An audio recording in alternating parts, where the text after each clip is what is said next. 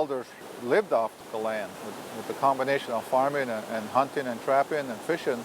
I remember my uncles during the spring when the fish were running, they would just scoop it out of there and they would come back with tubfuls of fish. When we were younger, we used to swim right here, and you could actually see the rocks and what kind of fish are in there. Onondaga Creek never used to be that color. This creek has been contaminated with mudboil silt. There's mudboils just south of here and that were created by salt mining, taking brine from the ground. These are the headwaters of Onondaga Lake. Onondaga Lake is a very spiritual lake to our people. Where the peacemaker shared his message with us. It's now one of the most contaminated lakes in the world.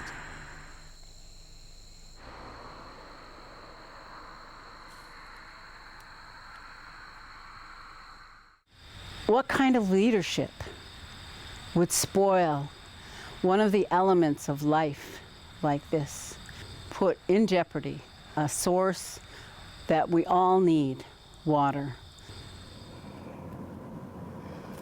And so the creek starts up there, 6 or 7 streams that form and come together down there and then flows into the nation. They did the salt mining here from 1888 to 1987, 100 years. So this is the water before it goes through the area where they did the salt mining, and trout live in here. We're running essentially north and south parallel with the creek towards the nation, or the nation's currently recognized territory, I should say. This is all Onondaga land. The reason this road doesn't cross the creek is because this bridge disappeared and subsided, and the land just fell out from under it.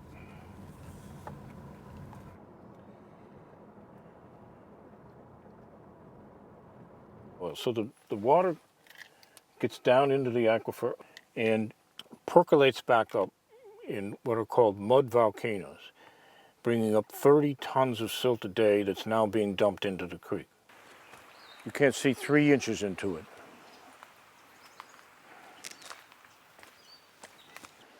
Trout can't live in there. It's not clean enough. They can't get enough oxygen. So the Onondagas understand when you start breaking up things underground that there are consequences that come back to haunt future generations. What we're really struggling with now is there any reasonable way to fix it? Here we have the clean trout streams, but after the mining, we'll have the mudboils, and then the creek is ruined from there on, flows into the nation, and they can't use it anymore. And there's the mudboils. That was not there in April, so that's 3 months. You can see that it's continuing to just fall in. Corn is planted in April, generally, maybe May, no more than 3 months ago, 4. And in the meantime, there's been so much disappearing into the creek that we have a new crack developing here. You wouldn't plant in that. And the mudboils just keep bringing silt up from below and taking land with it as it tries to reach equilibrium.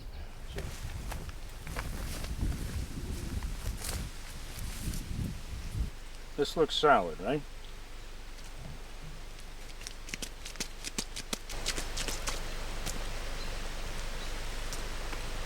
And that's what brings all this silt into the creek. You can see it running constantly. This is the part that was most damaged by the solution salt mining. Every time I come out here, I think it's like a crime scene.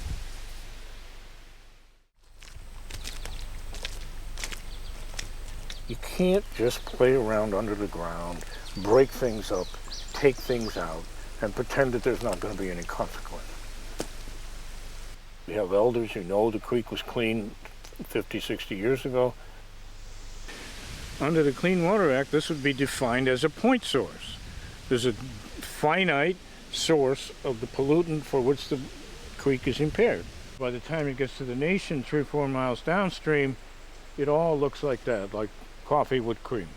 This definitely should be a lesson, that if you allow companies to do what they damn please and extract minerals and whatever out of the ground after, it's totally irresponsible. And if rule number 1 is just profits and you don't worry about the consequences, this is what we're doing to the earth everywhere.